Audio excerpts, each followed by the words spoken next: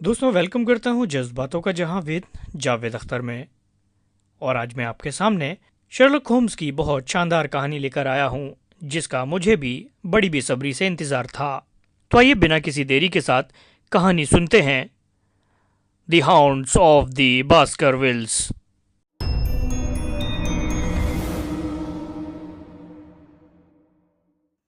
तीन टूटे हुए सूत्र।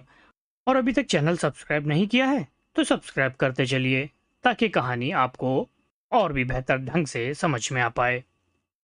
शेरलॉक होम्स में अपनी इच्छा अनुसार अपने मन को अलग करने की एक बहुत ही काबिले तारीफ ताकत थी। जिस मामले के बारे में हम 2 घंटे तक इतना उलझे रहे थे, वो अब सब भुला बैठे थे।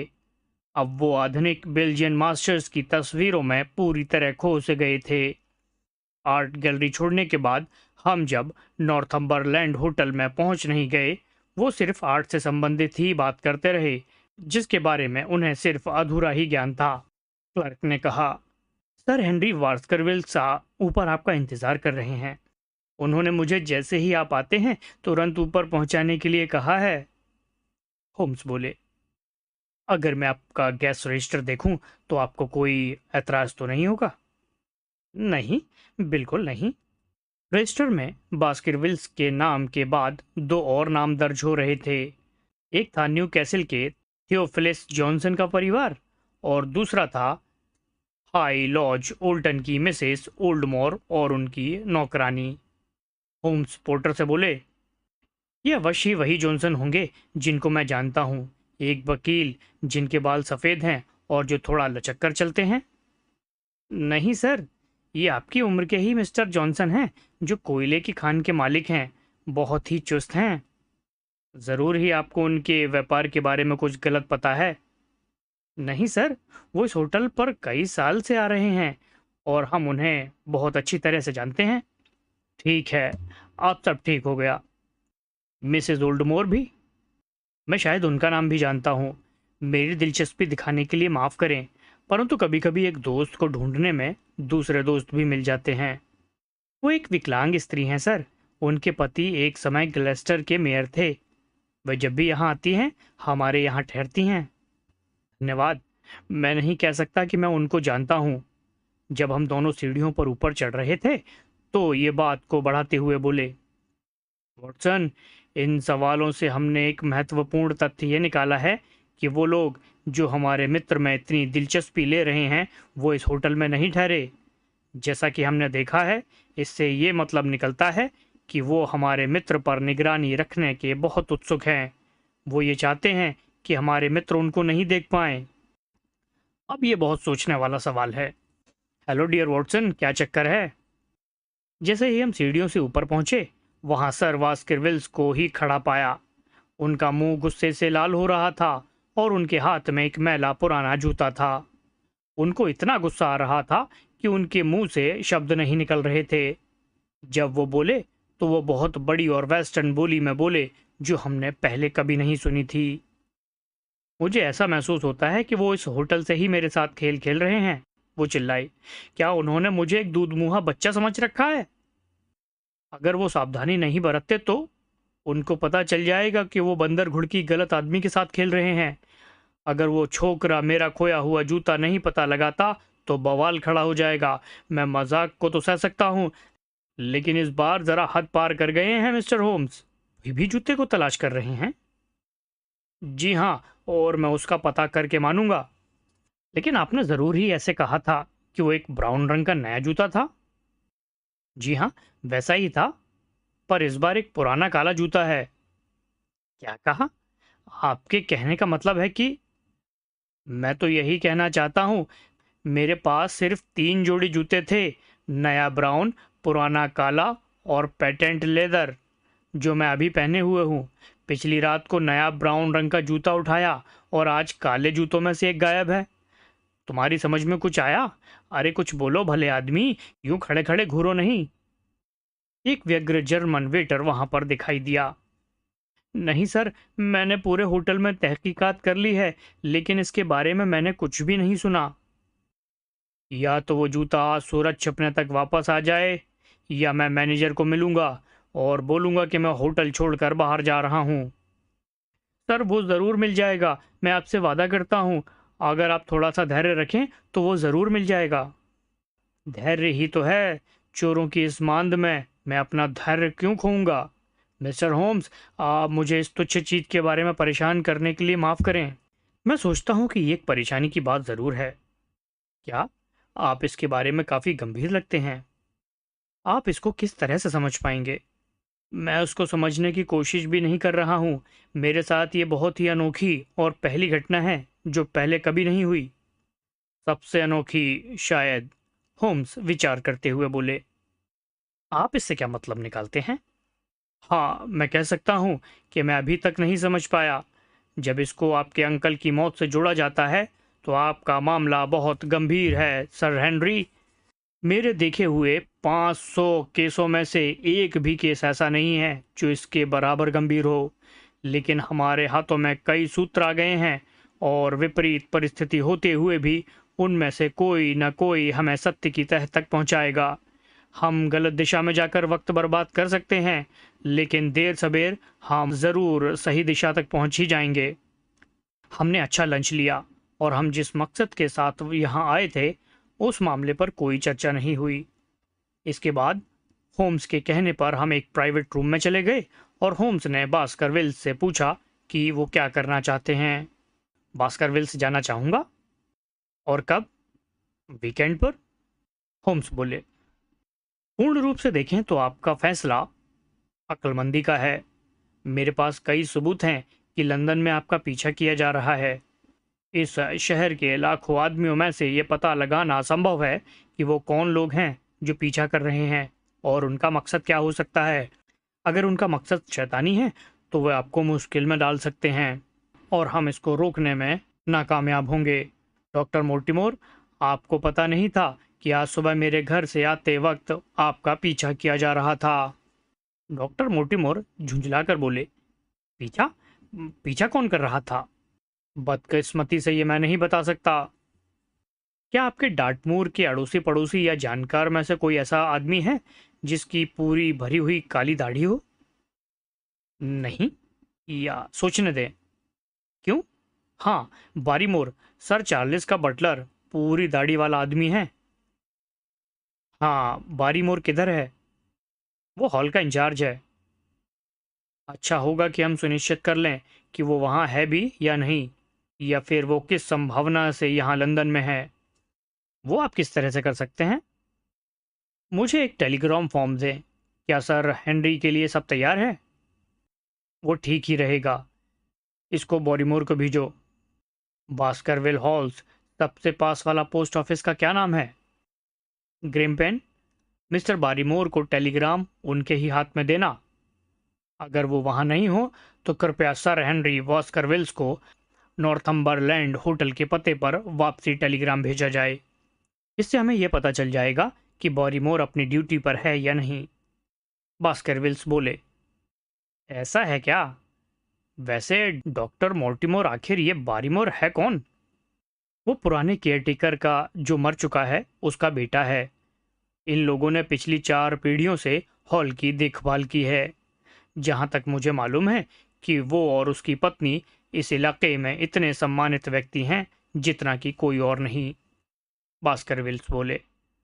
साथ साथ ये भी मालूम होता है कि जब तक वहाँ कोई फैमिली मेंबर नहीं है, तब तक ये लोग बहुत अच्छे घर में हैं और करने को कुछ नहीं। ये तो सच है, होम्स ने पूछा। क्या सर चार्ल्स की वसीयत में बारीमोर को कुछ मिला? उसको और उसकी पत्नी को हर एक को 500 पाउंड मिलेंगे। क्या उनको पता था कि उनको ये मिलेगा? जी हाँ, सर चार्ल्स अपनी वसीयत के प्रावधानों की चर्चा में काफी दिलचस्पी दिखाते थे।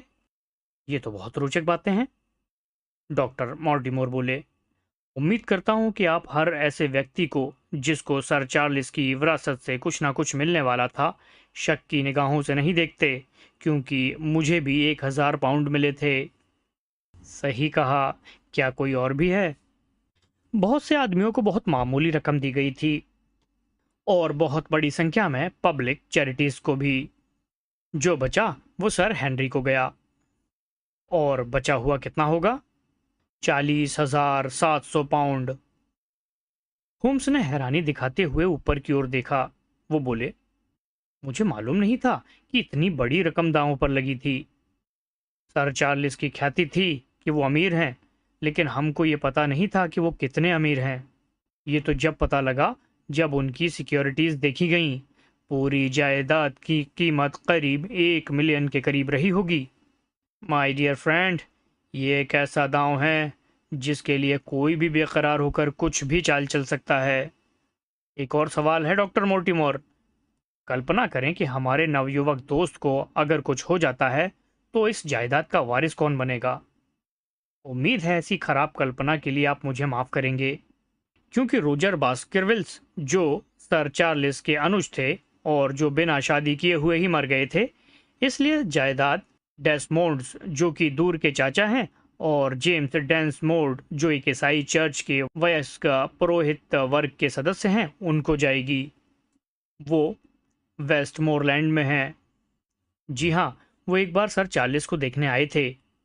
वो एक सम्मानित शक्ल और संत प्रकृति के हैं। मुझे याद है कि हालांकि सर चार्ल्स ने उनसे बहुत आग्रह किया, फिर भी उन्होंने समझौता राशि लेने से इनकार कर दिया। और ये आदमी जो बहुत ही सादा है, वो सर चार्ल्स के हजारों का वारिस होगा। वही इस जायदाद का उत्तराधिकारी होगा, क्योंकि वही वंशज है। वो धन का भी वारिस होगा।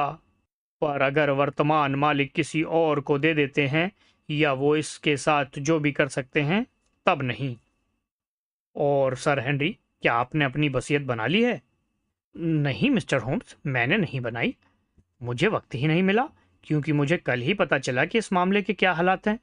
मैं ऐसा सोचता हूँ कि पैसा भी जायदाद के मालिक को जाना चाहिए। ये मेरे बेचारे अंकल का विचार था। अगर मालिक को धन नहीं मिलता तो वह बास्करविल के गौरव को कैसे बनाए रखेगा? उसे प्रॉपर्टी के रखरखाव के लिए धन तो चाहिए ही। घर, जमीन और डॉलर्स सब साथ साथ रखे जाने चाहिए। बहुत ठीक है सर हेनरी, मैं भी आपको तुरंत डेवॉनशायर जाने के विचार से पूरी तरह सहमत हूँ। मैं सिर्फ एक ही प्रावधान करना चाहता हूँ, आपको अकेले नहीं जाना चाहिए।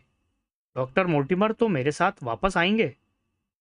लेकिन डॉक्टर मोर्टिमर को अपना पेशा भी तो देखना होगा, और उनका घर आपके घर से मीलों दूर है। आपकी सुरक्षा की कामना करने पर भी वो आपकी सहायता नहीं कर पाएंगे। नहीं सर हेनरी, आपको अपने साथ एक बहुत विश्वसनीय आदमी लेना चाहिए, जो हमेशा आपके साथ रह सके। अगर पॉसिबल हो तो आप ही साथ में आ जाएं मिस्टर होम्स। अगर घोर संकट की घड़ी उपस्थित होती है तो मैं अवश्य उपस्थित होऊंगा। परंतु आपको ध्यान रहे कि मेरे बढ़ते हुए परामर्श, पेशे और लगातार बहुत जगहों से आने वाले गंभीर अनुरोधों के कारण मेरा अनिश्चित समय के लिए लंदन छोड़ना संभव नहीं है। इस वक्त लंदन के एक बहुत सम्मानित नाम पर एक ब्लैकमेलर कीचड़ उछाल रहा है। मैं ही ऐसे विनाशकारी कांड को रोक सकता हूँ। आप देख सकते हैं कि मेरे लिए डार्टमूड में जाना कितना मुश्किल है। तब आप किसे रिकमेंड करेंगे? होम्स ने अपना हाथ मेरी भुजा पर रखा। अगर मेरा दोस्त राजी हो तो इनसे बढ़कर कोई अन्य नहीं जो आपके मुश्किल वक्त में आपके साथ रह सके। ये मेरे अलावा कोई और इतने भरोसे के साथ नहीं कह सकता।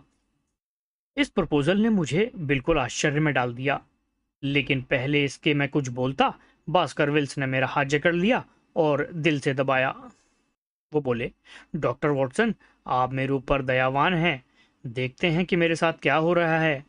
आप इस मामले के बारे में उतना ही जानते हैं जितना कि मैं जानता हूँ। अगर आप बास्करविल हॉल में मेरे साथ आएंगे और मुझे पार लगा देंगे तो मैं आपको कभी नहीं भूलूंगा। कुछ नई साहसिक घटना की संभावना से मुझे सदैव सम्मोहन रहा है। होम्स ने मेरी बहुत तारीफ की, और जमींदार ने जैसे उत्सुकता से मेरा साथ सराहा, वो मेरे लिए अत्यंत गौरवमय था। मैंने कहा, मैं खुशी से आपके साथ आऊंगा। मैं अपने वक्त का इससे अच्छा और क्या उपयोग कर सकता हूँ? होम्स बोले, और आप मुझे बहुत सावधानी पूर्वक रिपोर्ट करेंगे। जब कोई विपत्तिजनक परिस्थिति उठेगी, जैसा कि मैं सोचता हूँ कि आएगी है जरूर, तब मैं आपको निर्देश दूंगा कि क्या करना है। मैं अनुमान करता हूँ कि इस शनिवार तक सब तैयारी हो जाएगी। क्या ये डॉक्टर वॉटसन को अनुकूल लगेगी? पूरी तरह से। हम लोग शनिवार को 10:30 को ट्रेन पर मिलते हैं जो पैडिंगटन से चलती है। हम चलने के लिए उठे ही थे कि बास्करविल खुशी से चिल्लाए और कमरे के कोने की ओर लपकते हुए उन्होंने अलमारी के नीचे से जूता निकाला। वो चिल्लाए, मेरा खोया हुआ जूता! शर्लक होम्स बोले, उम्मीद करता हूं कि हमारी सभी मुश्किलें खत्म हो जाएं। डॉक्टर मोर्टिमर बोले, ये बहुत अजीब बात है क्योंकि मैंने दोपहर के खाने के पहले इस रूम को अच्छे से तलाशा था। बास्करविल्स बोले, मैंने भी इस कमरे का हर इंच छाना था, तब निश्चित रूप से कोई जूता नहीं था। इसका मतलब ये हुआ कि वेटर ने जब हम लंच ले रहे थे तब रख दिया होगा। जर्मन वेटर को बुलाया। वो इसके बारे में कुछ नहीं जानता था और कोई पूछताछ इस विषय को साफ नहीं कर पाई। इससे बेकार में जल्दी जल्दी होने वाली लगातार रहस्यमय घटनाओं में एक आइटम और जुड़ गया। सर चार्ल्स की मौत की विकट घटना को एक तरफ रखते हुए इन 2 दिनों के अंतराल में कुछ ऐसी घटनाएं हुई जिसमें शामिल है छपे हुए पत्र का पाना, इक्का गाड़ी में बैठा दाढ़ी वाला जासूस, नए ब्राउन जूते का खोना, पुराने काले जूते का खोना और अब नए ब्राउन जूते का वापस आना। जब हम बेकर स्ट्रीट ऑफिस को वापस आ रहे थे तब होम्स चुपचाप वहां टैक्सी में बैठे थे। उनके चुप चेहरे और खिंची हुई भौं से यह साफ था वो मेरी तरह ही एक ऐसी स्कीम सोचने की कोशिश कर रहे थे जिसमें ये सभी अनोखी और बिखरी घटनाएं ठीक ठीक बैठ सकें। पूरे दोपहर और देर शाम तक तंबाकू और विचारों में खोए रहे। डिनर से पहले 2 टेलीग्राफ आए। पहला था, ऐसा पता चला है कि बैरीमोर हॉल पर है, बास्करविल्स। और दूसरा था, 23 होटलों में गया जैसा कि आदेश था, लेकिन अफसोस के साथ कहना पड़ता है कि टाइम अखबार की कटी हुई पेज नहीं मिली। कार्टरेट। वॉटसन, मेरे 2 सूत्र बेकार चले गए। उस केस से ज्यादा उत्तेजक कुछ नहीं होता जिसमें सब चीजें आपके विपरीत हो जाएं। हम लोगों को अब कोई दूसरा रास्ता निकालना होगा। हमारे पास वो टैक्सी वाला है जो जासूस लेकर घूम रहा था। ठीक कहा। टेलीग्राम भेजकर ऑफिशियल रजिस्ट्री से उसका नाम और पता मंगाया है। अगर वो मेरे प्रश्न का उत्तर है तो मुझे हैरानी नहीं होगी। दरवाजे पर घंटी की आवाज प्रश्न के हल से भी ज्यादा संतोषजनक लगी। अंततः दरवाजा खुला और एक असभ्य सा आदमी अंदर घुसा। ये वही था जिसे हम तलाश रहे थे। मुझे हेड ऑफिस से संदेश मिला है कि इस पते पर कोई आदमी 2704 के बारे में पूछताछ कर रहा है, वो बोला। मैंने उस टैक्सी को 7 सालों से चलाया है पर कभी कोई शिकायत नहीं आई। मैं आपके पास सीधा गार्ड ऑफिस से आया हूँ जिससे आपके मुंह से सुन सकूं कि आपको मुझसे क्या एतराज है। होम्स बोले, मेरे भले आदमी, अगर तुम मेरे सवालों का साफ साफ जवाब दो तो तुमने कोई शिकायत नहीं की। इसके विपरीत मेरे पास तुम्हें देने के लिए ये आधा सिक्का है। टैक्सी वाला बोला, मेरा दिन जरूर ही अच्छा कटेगा। वो एक हल्की मुस्कान के साथ बोला, सर आप क्या पूछना चाहते हैं? अगर मुझे दोबारा तुम्हारी जरूरत पड़ी तो सबसे पहले आपका नाम और पता। John Clayton, 3 Turpey street, the borough. मेरी टैक्सी शिपले यार्ड से ली गई है जो वॉटरलू स्टेशन के पास से है। शर्लक होम्स ने उसको नोट कर लिया। अब क्लेटन, मुझे उस सवारी के बारे में सब कुछ बताओ जो आज सुबह 10 बजे इस घर की निगरानी कर रही थी और जो बाद में 2 भद्र पुरुषों का रीजेंट स्ट्रीट तक पीछा करती रही। उस आदमी को थोड़ी हैरानी हुई और थोड़ी शर्मिंदगी भी हुई। वो बोले, मेरे कहने का क्या फायदा जब आप पहले से ही मुझसे ज्यादा जानते हैं। सच यह है कि उस आदमी ने मुझसे कहा था कि वो एक जासूस है और मुझे उसके बारे में किसी को कुछ नहीं बताना। भले मानस, अगर तुम मुझसे कुछ भी छुपाओगे तो ये बहुत ही गंभीर अपराध होगा और तुम बहुत बड़ी मुसीबत में पड़ सकते हो। तुम कहते हो कि सवारी ने कहा था कि वो एक जासूस है? जी हाँ, उसने कहा था। उसने ये कब कहा? जब वो मुझे छोड़कर गया तब। उसने और क्या कहा? उसने अपना नाम बताया। ओह, उसने अपना नाम बताया? वाकई में ये उसका ढीठपन था। उसने क्या नाम बतलाया था? होम्स ने मेरी तरफ विजय की एक निगाह डाली। टैक्सी वाला बोला, उसका नाम था मिस्टर शर्लॉक होम्स। मैंने कभी अपने दोस्त को इतना हैरान नहीं पाया जितना कि टैक्सी वाले के जवाब को सुनकर वो उस वक्त थे। थोड़ी देर तो वो शांत और हैरान रहे। उसके बाद दिल खोलकर हंसे। वॉटसन, तारीफ के काबिल है, निश्चय ही तारीफ के काबिल है। मुझे इतनी जल्दी और आसानी से विफल कर दिया, और कितनी आसानी से मेरे घर तक पहुंच गया। शर्लक होम्स था कि नहीं? जी हाँ, उस जेंटलमैन का यही नाम था। बहुत अच्छा। ये बताओ कि तुमने उसको कहाँ से बिठाया था, और जो कुछ हुआ सब बताओ।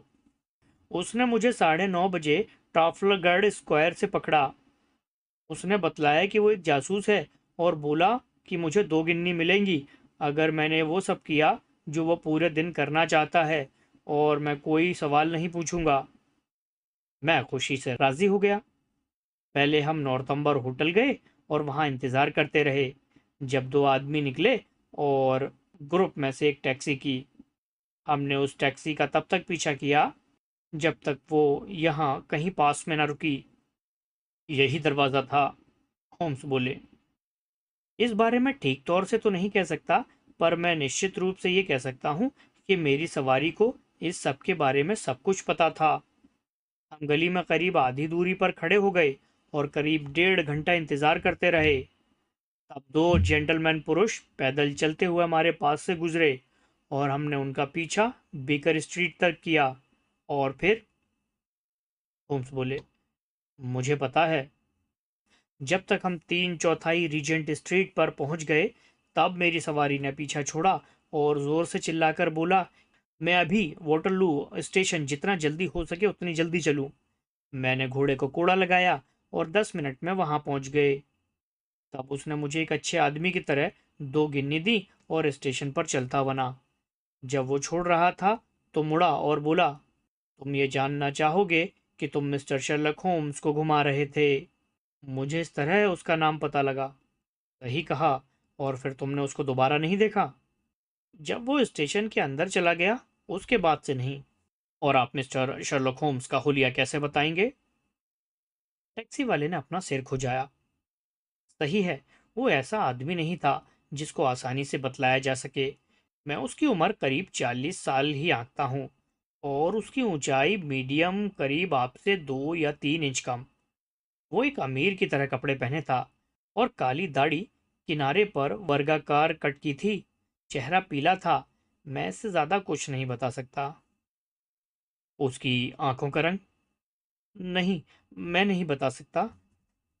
इसके अलावा तुम कुछ और याद कर सकते हो? नहीं साहब, और कुछ नहीं। अच्छा, तो ये रहा तुम्हारा आधा सिक्का। अगर तुम और कुछ जानकारी ला कर दो तो तुम्हें एक सिक्का और मिलेगा। गुड नाइट, और थैंक यू। जॉन क्लेटन एक दबी हुई हंसी के साथ चला गया। होम्स कंधों को झटकते हुए मेरी ओर मुड़े और उदास मुस्कुराहट दी। वो बोले, हमारा तीसरा सूत्र भी टूट गया, और हम फिर वहीं आ गए जहां से शुरू हुए थे। चालाक बदमाश, उसको हमारा नंबर पता था, और ये भी पता था कि सर भास्कर विल्स ने मुझसे कंसल्ट किया है। रिजेंट स्ट्रीट में पहचान लिया कि मैं कौन हूँ। उसने अनुमान लगा लिया कि मैंने टैक्सी का नंबर ले लिया है, और मैं ड्राइवर को भी पकड़ लूंगा। इसलिए ये बड़ा साहसी संदेश भी भेज दिया। वॉटसन, मैं तुमसे कहता हूँ कि इस बार हमारा दुश्मन कांटे की टक्कर देगा। मुझे लंदन में तुम्हात मिल गई। मैं अब तुम्हारे लिए डिवोनशायर में एक अच्छे भाग्य की कामना कर सकता हूँ, लेकिन ये सब इतना आसान नहीं लग रहा। किसके बारे में? आपको भेजने के बारे में। ये बड़ा खतरनाक काम है। मैं इसके बारे में जितना भी ज़्यादा सोचता हूँ, उतना ही कम पसंद करता हूँ। हाँ मेरे प्यारे मित्र, तुम जितना चाहो हंस लो, पर मैं विश्वास दिलाता हूँ कि मुझे एक बार फिर तुम्हारे वापस सही सलामत बेकर तो आगे की कहानी में क्या हुआ ये जानने के लिए चैनल को अभी से सब्सक्राइब कर लीजिए, क्योंकि कहानी आगे बहुत ही रोमांचक होने वाली है। तो मिलते हैं अगले एपिसोड में।